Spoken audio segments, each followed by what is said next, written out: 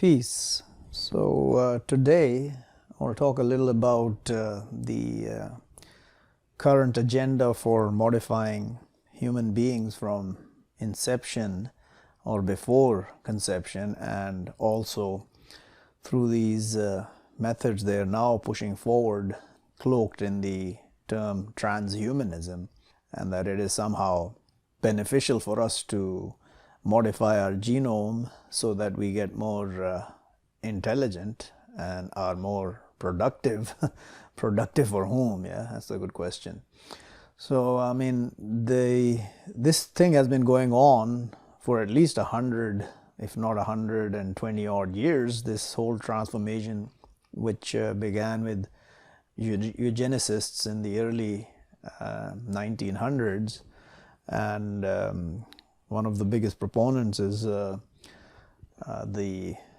Rockefellers, and then Bill Gates and his father specifically is a big eugenicist and cloaked under the Planned Parenthood agenda that has been pushed forward over the last 100 years, that somehow the less intelligent or people who are less productive must be culled from the population. So now they're coming up with these exotic methods to make you more intelligent, more productive through transformation into an hybrid between humans and machines, which is only going to lead to absolute disaster. There's nothing but disaster in front. And one thing that people don't understand is that this is not the first time this has been done. Our technology is far, far behind anything that the pharaohs and the people of Noah and those in between them had. We don't have that kind of technology. We don't have the ability to get that kind of technology. I mean, first of all, they were far more intellectually advanced than us, and their subsistence, or the way they used to live on this earth, is far greater than we will ever see. I mean, that's the reality. I mean, if you don't want to believe that, that's your problem. But the reality is that, and the remnants of that are on the earth for us to see, and you can quite easily and logically and rationally understand that the remnants of those generations which have disappeared somehow are far greater than anything we've ever created. I mean, this generation that pretends to think that they've created some phenomenal society which is so advanced is a total farce. I mean, we have not advanced in any way, shape or form except towards hell as humanity, and the end of this generation is closing in on them, yet they don't understand that they are being played for a fool, all of them, especially with what's happening today.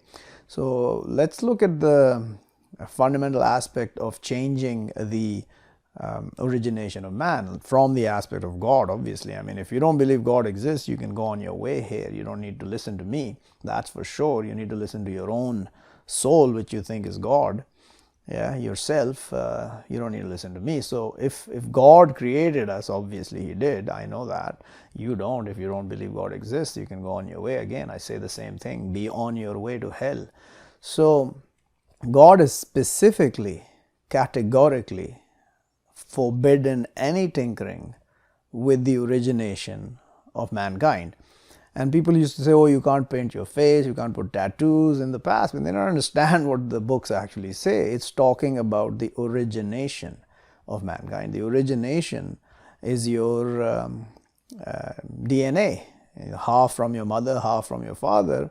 The chromosomes then join and then create you after 9 odd months. Yeah, that's how we are originated. These people, these satanic entities, are tinkering with that before conception and after conception, and now in all mankind. Basically, they're planning to introduce processes which will fundamentally alter our DNA, and they're cloaking it with all these new and improved ways of managing your health and making you better through medicine, vaccination, whatever you want to call it, and manipulation through wireless technology. They're doing it. I mean, it's happening in front of us. You can hide it as much as you want, but those who have eyes to see will see what's going on. So let's go see what God says about these tinkering, this tinkering that is forbidden.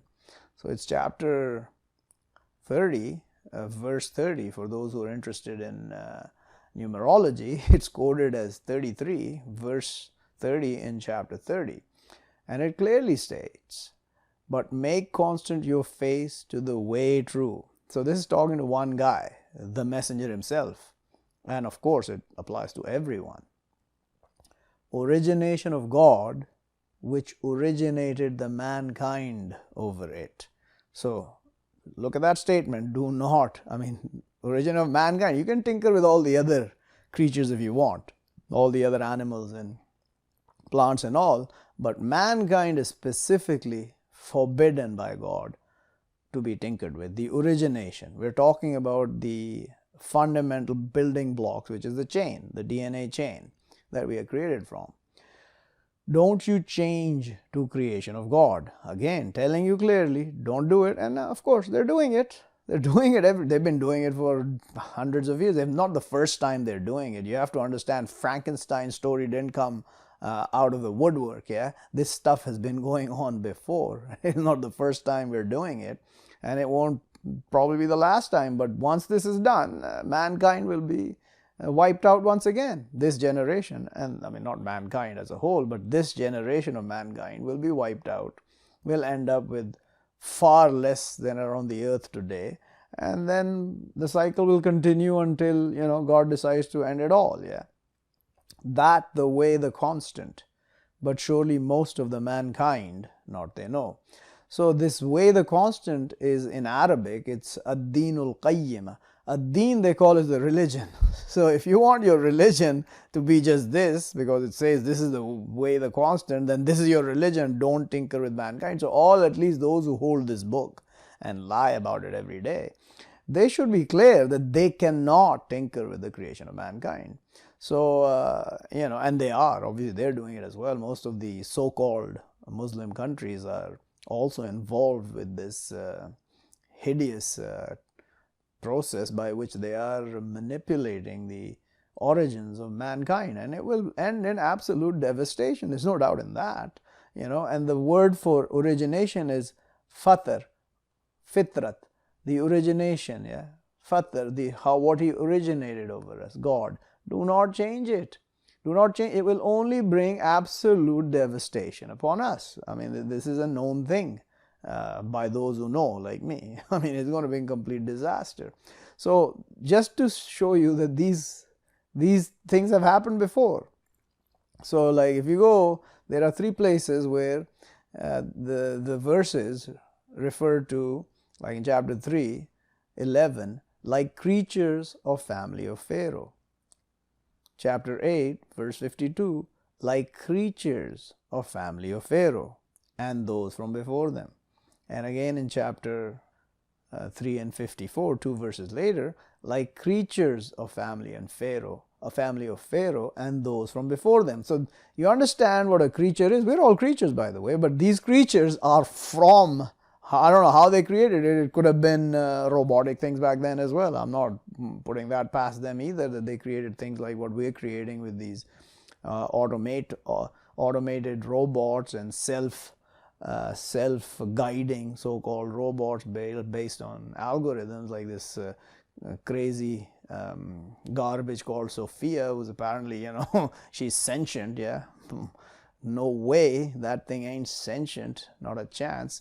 So you got to understand, these creatures are things they created, like what we're about to do with ourselves, and we are halfway through it. It's not like we aren't almost there. We're almost there. We're replacing people with robots. We're telling people you got to have implants, you got to turn half hybrid human machine so that you can produce more and be more resilient to disease, live longer, be more productive. Productive for whom? Yeah, what? Live longer? Longer than what?